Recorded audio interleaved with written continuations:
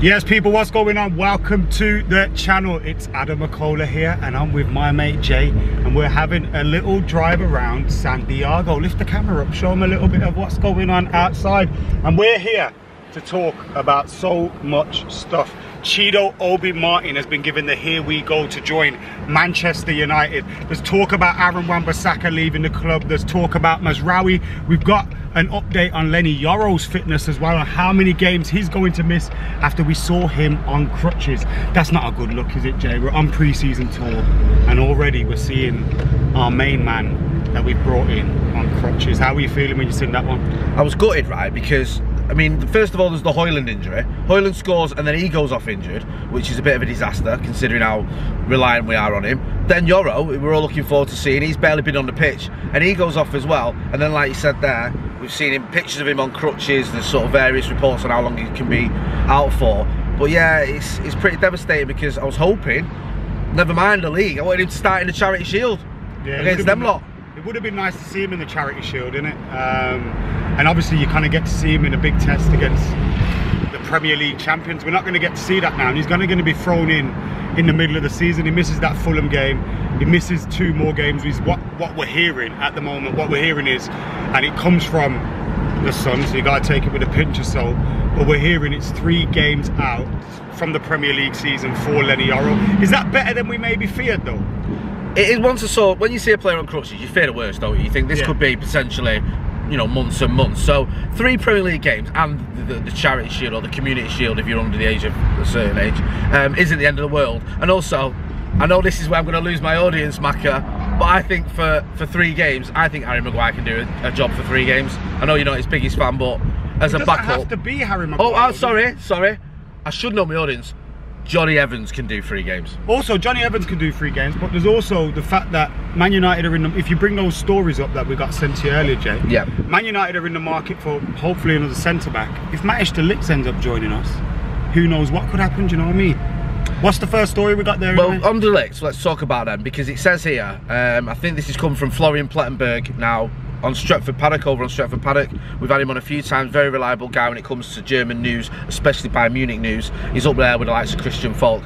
He said de Ligt will not travel with Bayern Munich. He's set to return on August 2nd. Keeping on the de Ligt front, he says Bayern remain in contact with Manchester United to find an agreement. Also mentions Mazraoui is supposed to accompany the team on their trip, and it says United could be looking for an agreement, hoping to find an agreement for both players. So you could end up with Nusayr Mazraoui and Matthijs de Ligt coming from Bayern Munich. I really want Matthijs de Ligt, you know.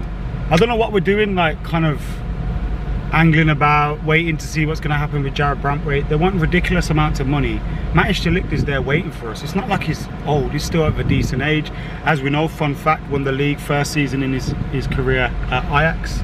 He won the league in his first season. I love the fact you're running with that. But let's go. Do you know what? I'm with you. Yeah, he did. Anyone who says anything else is wrong. Yeah, you can't argue with fun facts, all right? And they're fun. Why are you taking them so serious for? Exactly. But no, I do think we should just go and sign him. He's clearly waiting for Manchester United, and we're fannying about trying to see if Jarrad Branthwaite wants to join us. Also, bringing in Leny Yoro, he's a young lad.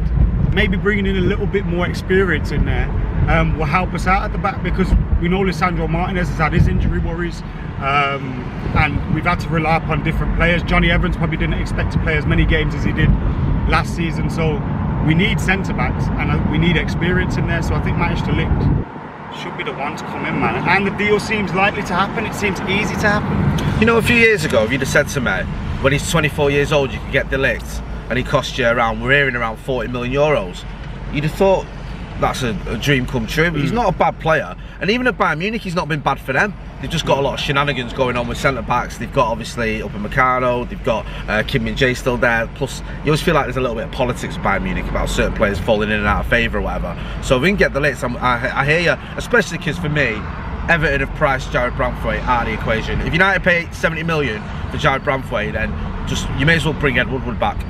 I agree with that one. West Ham are seemingly close to agreeing a deal for Aaron Wan-Bissaka, and also Fulham seemingly in for Scott McTominay with a potential £30 million bid. The West Ham story is coming from Sky Sports. I think the Fulham one is coming from Fulham. It says here, Talk Sport have got the Fulham one. Jesus. I know. Well, which you say some of our sources today. What are we doing? I mean, we may as well just just guess ourselves. But I mean, let's be honest though. We have heard a little bit about Fulham being in for Scott McTominay. I think there was talk a few weeks ago of them offering around 20 million, which wasn't enough. So it makes sense that they're going to come back in for 30 million. And also with McTominay, I think there's a lot of reasons why a club like Fulham would want McTominay. He can play several roles in midfield. Yes, he's probably not good enough if you're going to challenge for the title. But if you're sort of a mid-table-ish club, someone who's got, what was it? 10 goals and can play, as a bit more of a sort of deeper line midfielder or as a second midfielder, and he's relatively reliable. I know he's not the greatest player, but he's relatively reliable. For Fulham, I think that's a good plan. I don't think he's good enough for Man United, but he's good enough for Fulham. He's a good Premier League player. Look at Andreas Pereira, right? Who was getting hammered by United fans, and some of it was a little bit harsh, but some of it was warranted because he wasn't great. Let's be honest with you. And it probably wasn't his fault he played so many games, but he did play a lot of games for Manchester United. He went to Fulham, and in that first season in particular, he absolutely smashed it, didn't he? Yeah, he's found his feet, hasn't he? Yeah, he looked. He's a talented player. Yeah. Though. I remember him and Timothy Fosu-Mensah being my favourite players from that academy kind of era, and wanting him to come through and kill it. And sometimes the pressure at Manchester United can get to players. We've seen Scott McTominay do well on the European stage for his country. He's done relatively well for Man United, but it's probably the best time to move on for all parties. Talking about moving on and best for moving on, Chido Obi Martin, eh? Yes, this was one. You was all over this when it first happened, and now it has happened. When it was like suggested he wasn't going to stay at Arsenal, come to Manchester United. Listen, I'm not going to pretend I know a lot about him, but it's funny, innit, watching Arsenal fans losing their minds. 20 games or something like that. 10 against the Scousers, Macca. Oh, 10 mate. goals against the Scousers. Give him a lifetime contract. Honestly, build him a statue. But no doubt in the Ruud van Nistelrooy apparently had a hand in like showing him the blueprint for him and the pathway for him into the first team. And if I may say, that feels like a little bit of Ruud van Nistelrooy revenge on Arsenal, playing 4D chess in his time as a coach. What's going on there? It does, but am I allowed to give you a little bit of a semi-exclusive, Macca? Because I'm not ITK me, I'm not. But I do know someone that knows the player and knows people that have worked with him. And there is, I'll be honest with you, there's some question marks around his attitude. Yeah. Like there's sort of rumours and stuff. Not rumours, I've heard this from someone I rely on, that he could spit his dummy out a little bit. He could be a bit prickly with his teammates. Some of the coaches struggled with him, and this is something United have to look at and get a grip of. Now that doesn't mean you don't sign him, because he's, like you just said, he's got an amazing talent. His record is phenomenal, and he obviously wants to come to Manchester United. And he might have just been miffed at Arsenal. But there's a couple of question marks there that United need to be careful of. And the lad I'm speaking to who knows him said, look, if you get a coach who can work with him, if you handle him in the right way, there's a player there, but you just got to be careful with him.